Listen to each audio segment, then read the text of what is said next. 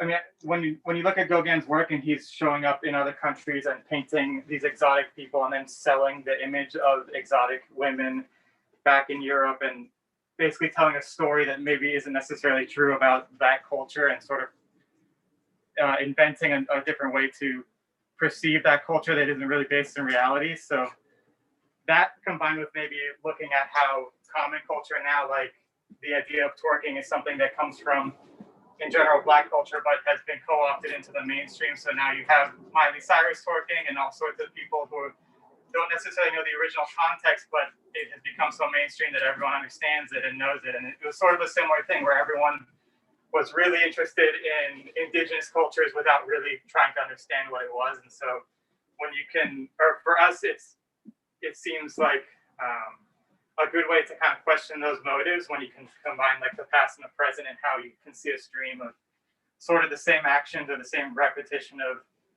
looking at other people and then just kind of commodifying like a sort of baseline view of them. And so, I mean, that was just the fun part of designing this shelf, was coming up with a conceptual idea that would give us a reason to make something that looks way out of the ordinary, but also can exist on its own as like an individual sculpture in a space. And also playing with the idea of like furniture and like utilitarian objects versus like not really functional stuff. So in that way, you know, it sort of is a combination of a bunch of things that we like to think about and question, and it all came together pretty nice with this particular piece.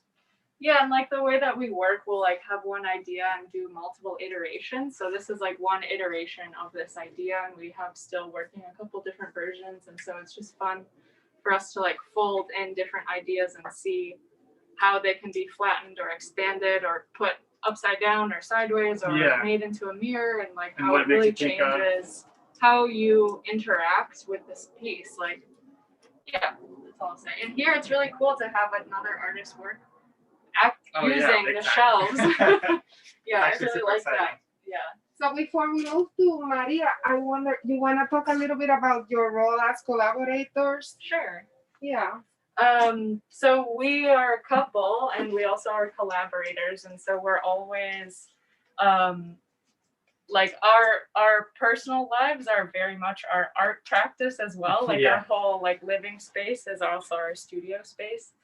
And it's more or less like a continuous dialogue. So when we first started working together, it was a realization that none of our ideas at that point existed in a bubble. We're constantly in conversation. We're constantly getting feedback and bouncing ideas off of each other. So it was the most honest thing to say, like anything that we come up with individually is actually very much influenced by the conversations and thoughts that we have together, you know, just in our day-to-day lives. So it made a lot of sense to just think of everything as a chance to, you know, again, bounce stuff off of each other and see where it can go and see how, be open to each other's influences, because it's happening no matter what. And in a lot of ways, it makes it easier. It takes some of the pressure off. You can just have a bunch of ideas and then come back to it together and see it in a different way based on, you know, what she notices or what I notice about something she's working on. And then we can kind of swing back around and rework the same stuff and get somewhere that's more exciting or more interesting in general.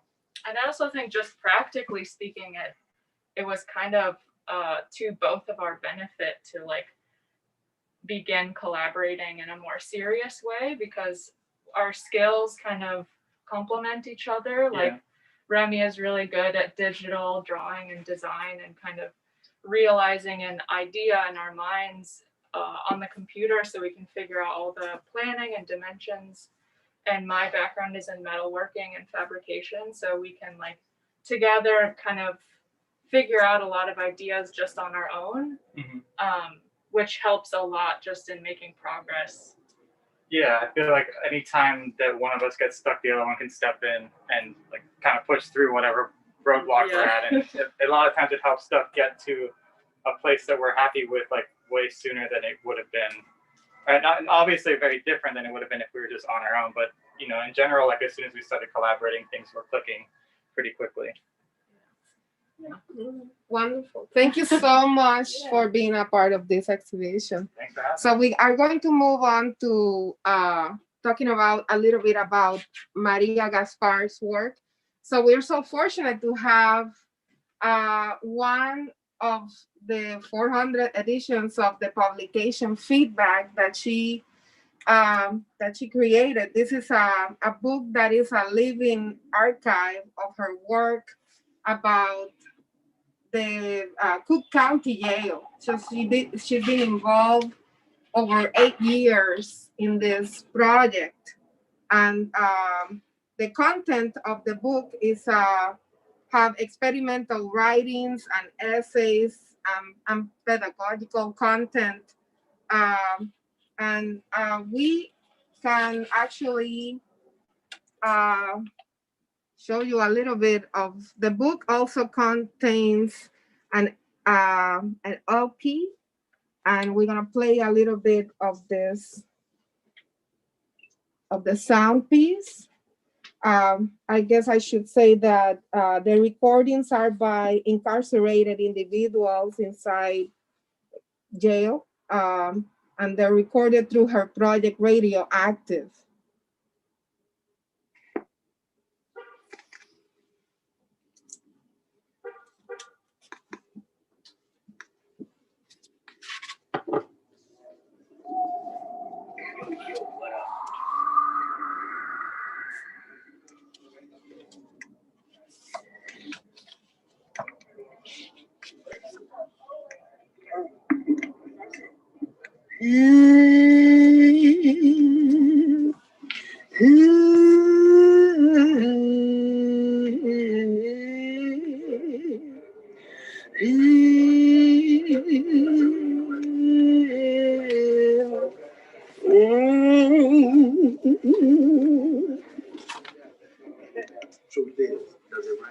It don't even rain like it used to.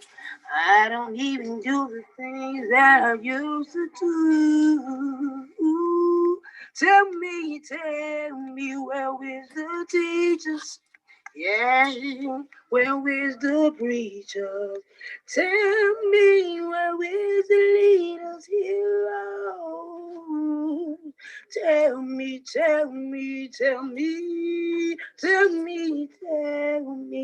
do it rain like it used to? Tell me, where is the preachers? Yeah.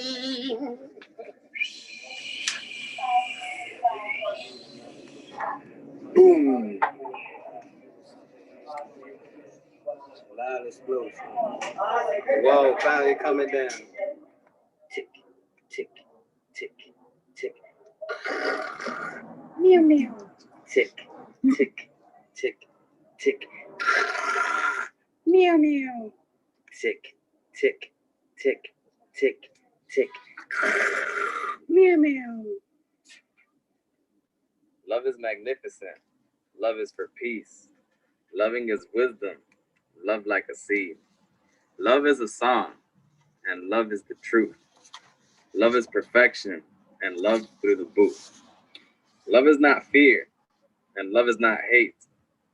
Love sheds through tears. Love is our fate. Love is a flower. Love's in the breeze.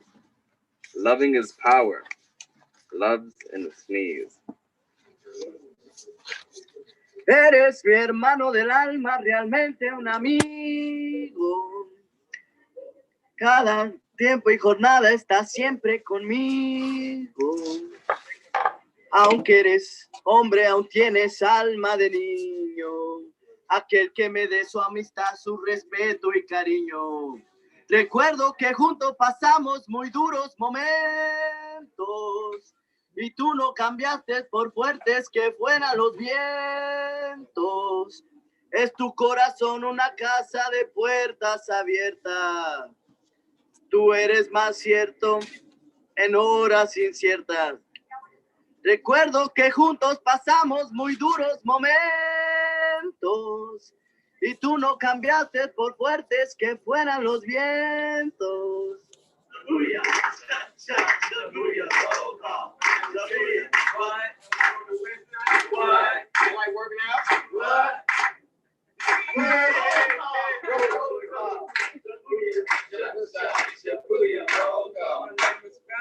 What? I'm in the county. What? And I'm so mad. What?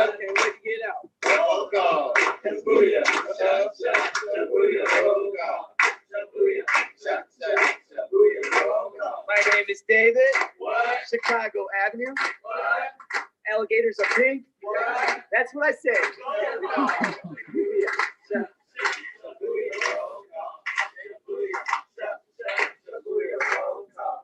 My name is Paris. All this talking food got me really hungry, but all alone.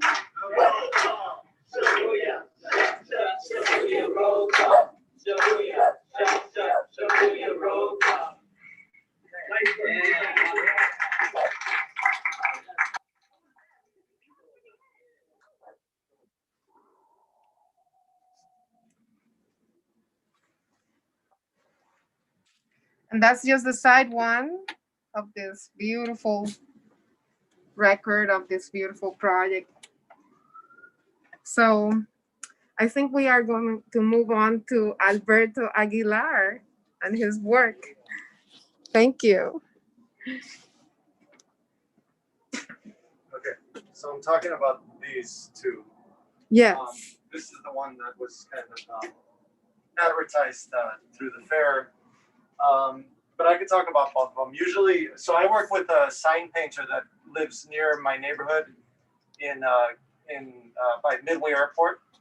And I came about this sign painter because I used to go to a grocery store and collect the unused or the used sale signs, the ones that were expired. I used to collect them from a big grocery store. And then I found out who actually made these signs. So because I used to use these expired signs to just put messages on my house up into the neighborhood. But I realized that I could go straight to the source and go and ask this company if they would make specific kinds of signs for me. And so I think of it as a collaboration, even though it's sort of an unspoken collaboration. I like this collaboration because it's sort of it's kind of I don't need to talk with them a lot, I don't need to communicate a lot. Like, it's more me looking at what they do and sort of being respectful of their language. Like, I never go in and say, can you draw this specific thing for me? I always look at their vocabulary of languages. So even if you see this, there's like a specific name for this kind of form, the yellow form. It's called a splash. And you also see it here on the back of these red squares. And then this is a cloud form, which they refer to it as a cloud form. So I've learned the names of these forms as well. And what you have here is reverse painting, reverse lettering. So like the green was painted over this orange to create this form, where here it's like the opposite, where the pink was actually painted over the form. Like this is sort of like a negative space and this is a positive space, but they both function in a similar way. So I play with the language that they use. Usually I use language, like I use text in these works, but for these here at the Franklin, I decided to go like more abstract and gestural. It actually, sometimes I see some of their posts that they put, say on Facebook, Southwest Signs, and they put out this post of like peaches, a sign of peaches, of Georgia peaches. Yeah. And I love the colors, so I took a screenshot of it because I figured I could use it later. And then when Dan and Edra invited me to be in the show, like I thought about that peaches sign. So I decided to use that same color scheme, but I took away all the language. This is actually very close to the peaches sign. So right here is where the price would be. Right here is where there would be text that says peaches, Georgia peaches. Like something like this is 99 cents per pound or whatever. But I wanted it to be more abstract and to be able to just appreciate the visual language that they use. But I also, wanted to emphasize the gesture, but it also kind of looks like a redaction, like the language was taken out. Where in this one, like it's more like maybe confetti falling. And I kind of came up with this design by myself. But again, even though it's like I asked them to make this design, like it's all within their visual vocabulary.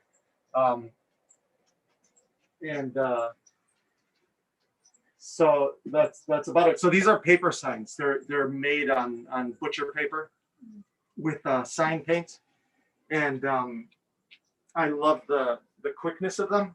The people that work at these places have been doing this, you know, like it's a family company that's been around since the 1960s.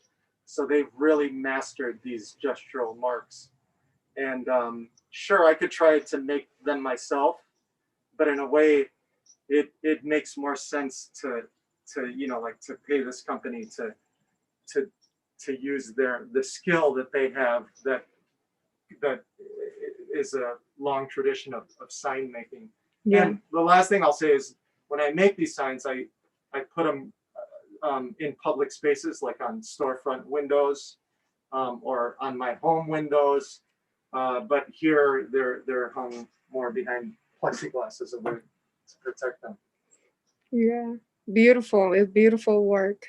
I like how you think about collaboration and sort of it retains the authenticity, you know, of the mark of the original author. So that's really cool. Yeah. So the last thing I'll say is I researched their language. I'll make a drawing on paper, and I'll send them that drawing, and then they'll send me like a computer generated drawing, and then I approve it. And yeah, one of the things that I heard from Southwest Signs is that the things that I asked them to do, you know, like they told me that it really challenges their way of thinking of these signs. And that's exciting. But, you know, like I think their language also sort of challenged my way of thinking about, you know, painting and gestural mark making, and, you know, just the immediacy of mark making and how direct that could be, but how visually stunning that could be at the same time. Thank you so much, Alberto. So we are going to move forward to talking about the work that Dan and I did for teamwork. You want to hold the camera? Thank you. So, you want to start? Sure. I own a custom fabrication business, and so we build commercial and residential interior millwork. We build things for artists, sculptures. We work a lot with Edra, of course, helping to realize her various sculptures. And then Edra and I have sort of an emerging collaborative practice of designing furniture, art objects together. And so in this case, this has been a long gestating and evolving project commissioned from Chicago Transit Authority, from CTA. This is our third proposal to them, in which we've been trying to find ways to work with you know, their budget and the sort of practical concerns of doing a public commission on a transit station, which is intrinsically complicated. And so what we've ended up with this latest proposal is that we're going to make sculptural seating that's going to go outside of the station in a small plaza on the Blue Line, Western Blue Line stop here on the northwest side of Chicago, very close to where we live. And in this case, these are sort of like maquettes of what will ultimately be, some of them will be benches or tables that are going to be cast in concrete and then polished for terrazzo effect in some areas. So we're working with a local fabricator who has a lot of experience doing architectural concrete casting. So that could be sinks or countertops or paneling in a corporate office or whatever. And so he's got a lot of skills and experience. We will work with him to build the molds. As it turns out, Remy did a lot of the digital modeling for this. You know, so Adrian and I start together with conversation, occasional argument, perhaps, and then we're able to hand it off to people in my business, Nablus Woodworks, like Remy, utilizing his talents, also Colette Haman, who is the CNC operator.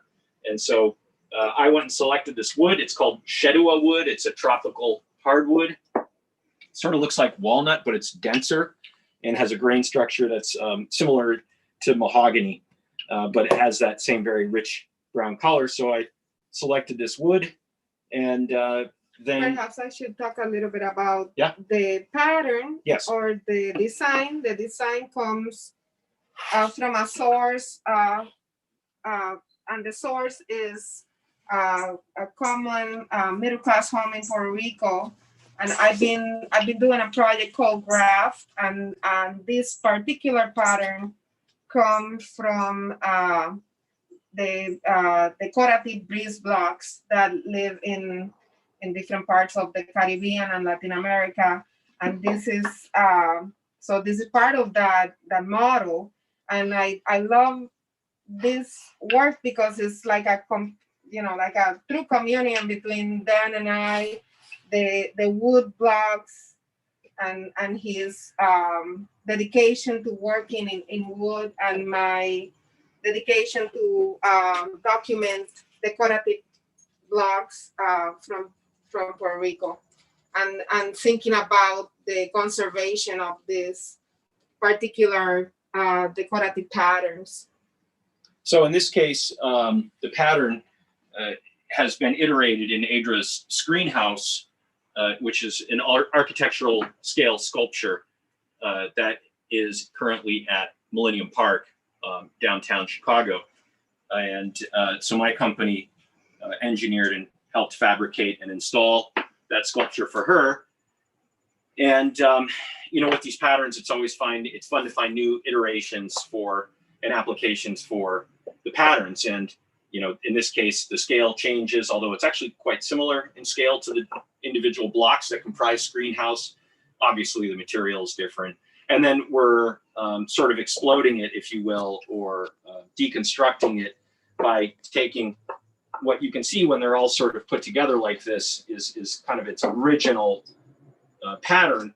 But then by breaking it apart, it becomes like building blocks, and they're fun to play with. So, you can arrange them in different ways, and you can impose structure on them, but it's also kind of fun to just do like really random things and imagine this being of whatever scale. Like, it's very symbolic of me cleaning and tidying up the house.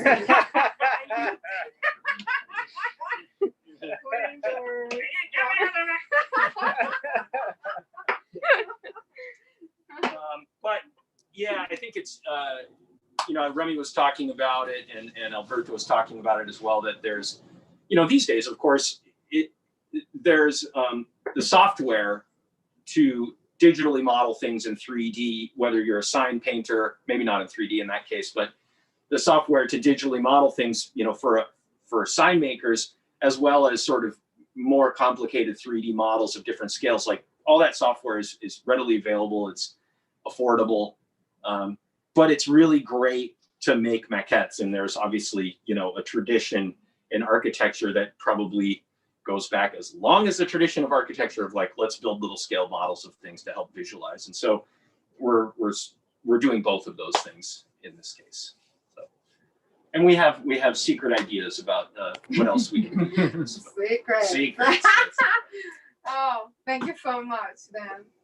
So we're gonna move forward to looking at Safronia's work.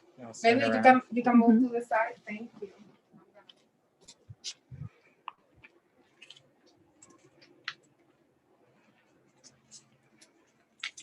So I think Safronia perhaps wouldn't describe herself as a collaborator in nature, but she created this beautiful work, and she did this piece called Clover Stack that is in between the shed of the Franklin and in the ground in the backyard. And her work is is a representation of a typical infrastructure, like motorway structure, that is, and she turned it into like an earthy symbology. So her, I think her work in this particular context responds pretty well to the architecture of the Franklin and where we are located in a backyard and the materials and natural materials. So we actually thought with her, we thought it would be a great idea for your work to interact with the patterns of the structure of the Franklin. And we can also look at the work that is in the backyard.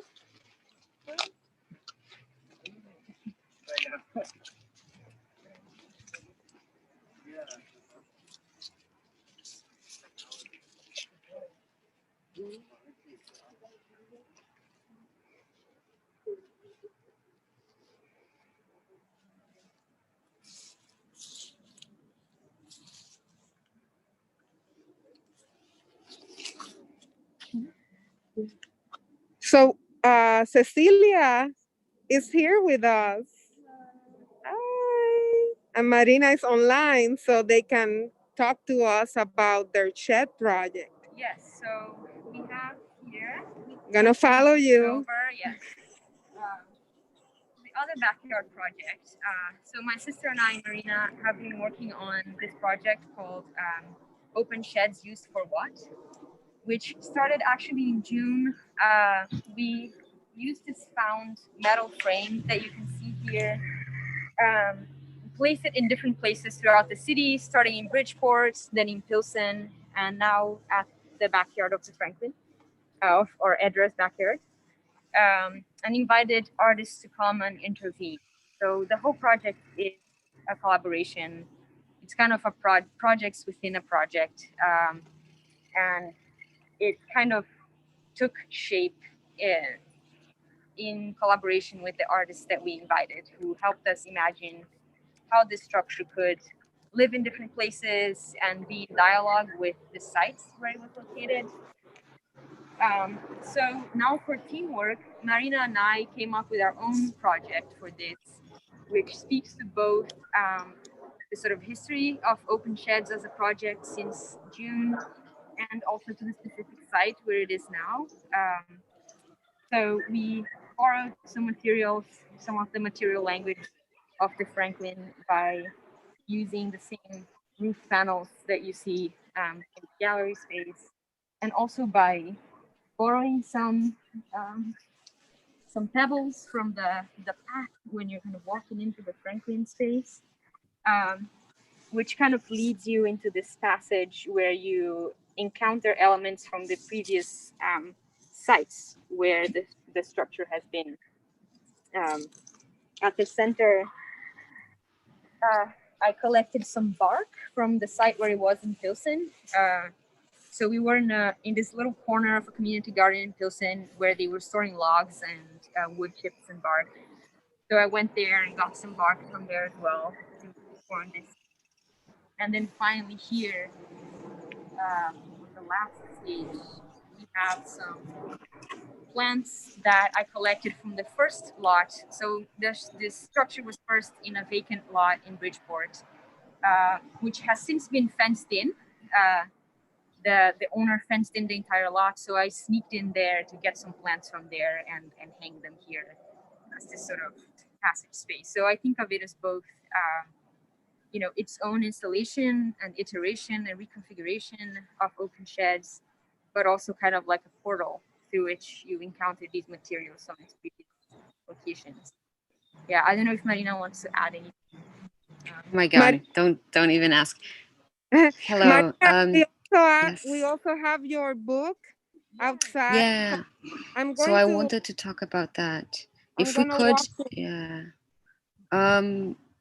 Yeah, if there was a way that we could look at the book, it's just a little representation. Yes. Or the brochure, as I call it. Yes, and I just wrote the website, the web address for the project as well, where we have everything updated and it has an Instagram account. But this is a little hand-bound brochure to which we'll add as it grows, really. But there's a little bit of an explanation, introduction to the concept. So the name Open Sheds used for what actually comes, it's a line that was in the diaries of Julian D. Smith, who was the American director of a US American mine in Cerro de Pasco in Peru between the 40s and 60s. And that his diaries were, an interesting document that I read for research once, but they also represent this domination of space and the very material beginnings of what we consider today to be cultural imperialism in South America. So I took this phrase, which is a moment, there are dogs here, which is a moment when he's confused. He sees these sheds in this new mine site he's seeing. They are open sheds and he doesn't know what they're for. The full phrase is actually open sheds used for what? Arsenic may be in barrels. So for me, I thought this is a moment of subversion almost, of potential mutiny. And I thought that was a good call or an invitation for us to have a space that's enterable, that responds to the human dimension, and that would change somehow, and have this process of construction that is not final, that doesn't close off a space to a certain use, but can always be revisited and changed. So here we have examples of the interventions we had since June. We had people who came and made flatbread. We ended up covering it all, boarding it all up. We had sound installations, performances, but also more sculptural interventions and installations, like this one called Molt by Graham Livingston, where he had these essentially sod patches covering it. Yes, this is a good photo. So yeah, it's been transforming, and I think it helped us demonstrate what we were interested in terms of a critical spatial practice. And the last thing I'll say, I can talk too much, is that I think the installation we have here is not only somewhat of somewhat this embodied or material memory of what the shed was throughout the summer when it was wild, but also we were really trying to play with the potentials of that space. So this, as you can see, this used to be an octagon, and most of the time it was used as this closed octagonal shape, but it divided in two, and then it broke during the process, and with help of Dan, it separates in two parts of 3 pieces that you can see on these other short sides that form the other 2 sides of the 8. So we had the opportunity to turn it right before this show, Teamwork. This was already here, and we actually disassembled it and had the parts leaning over and engaging and dialoguing with different parts of the backyard. And now for the show, we turned it into this ambiguous environment that's both an entrance that has its own walls, but also has this inconclusive ending and kind of too many open sides. And so there's this incompleteness, but this suggestion of many kinds of architectural environments that we were interested in. Having a soft wall with fabric and a wall that's made of this inverted material, the rooftop transformed into wall. So just to give a little bit, yeah. What about the drawing that you left us? Yeah, so this is, right, as soon as we installed it here for the previous show, we had actually, talking about collaboration, Saffronia actually installed some of her work that belongs with Clover Stack, which are these patchwork quilts, beautiful quilts called Cloverfield. So that was a moment when we collaborated, and in some ways when we arrived here, did the same thing and had an artist invited to intervene and to use it as a platform, to use it as a frame for other work.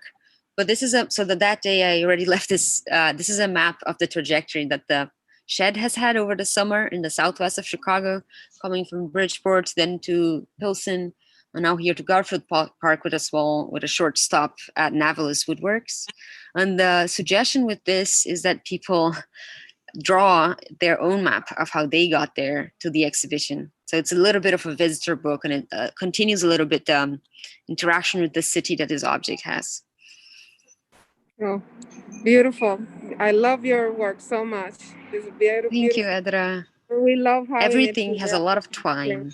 And yeah. I mean, it's obviously a collaboration of us too, the twins. Thank you so much for doing this and being here and being present. And doing such tremendous work. I think maybe if Nada have some questions, we can oblige or not. Oh, Can you hi. talk a little bit about just running the space, the Franklin? It's in the yard behind your house, and just maybe talk a little bit about how long you've been running the project and yeah, what that's like. I mean, as an artist yourself.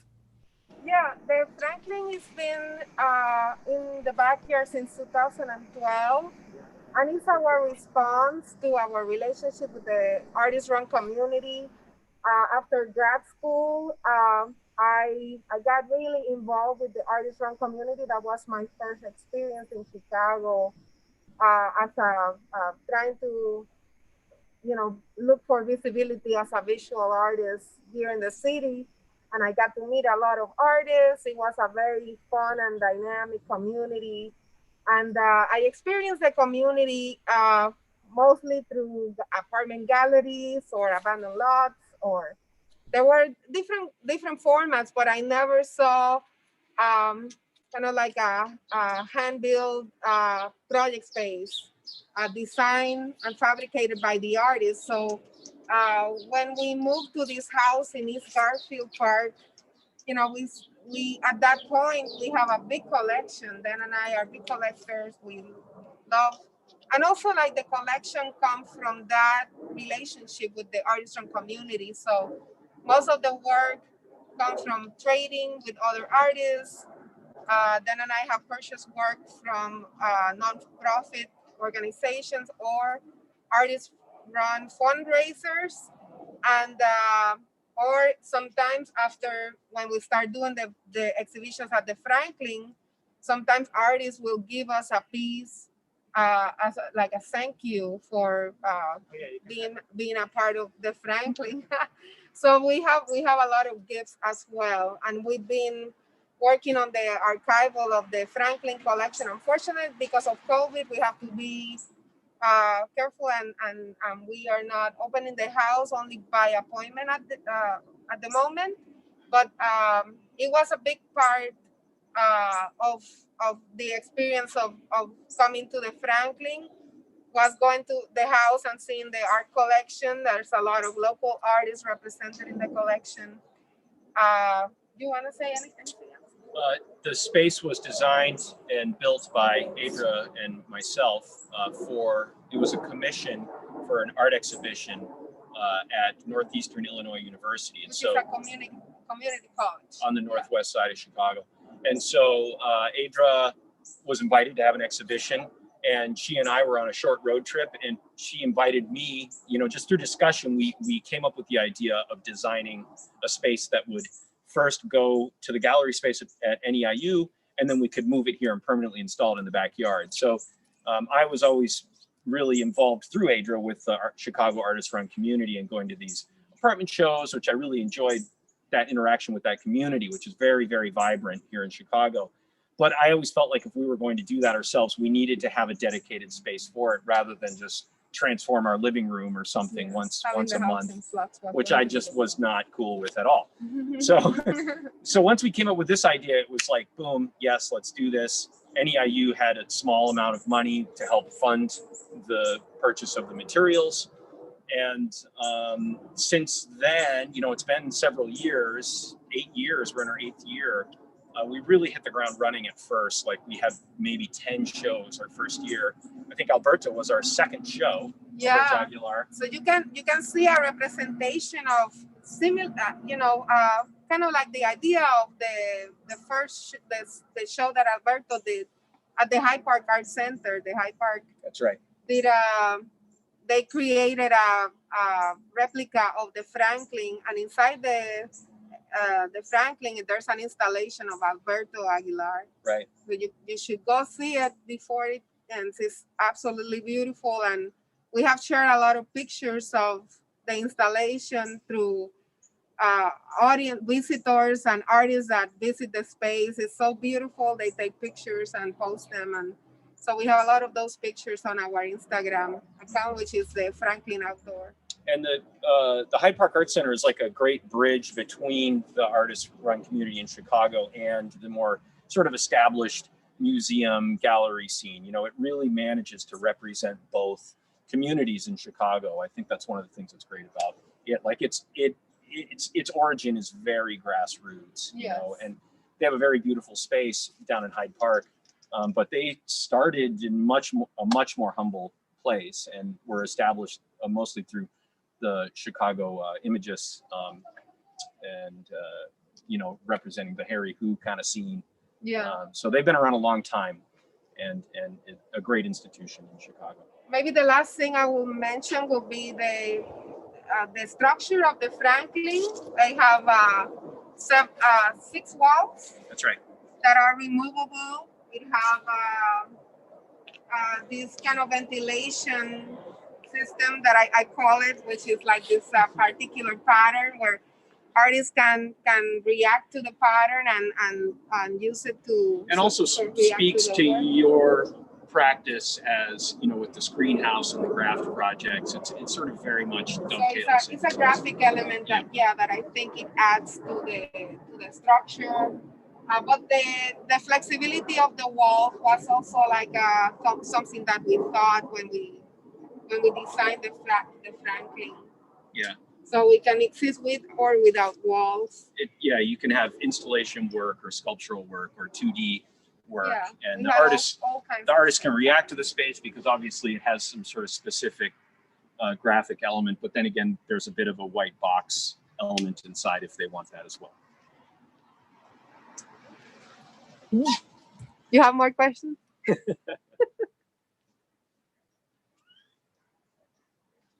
So he's muted right now.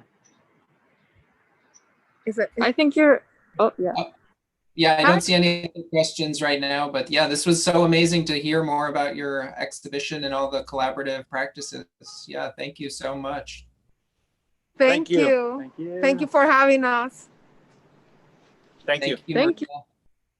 For the podcast.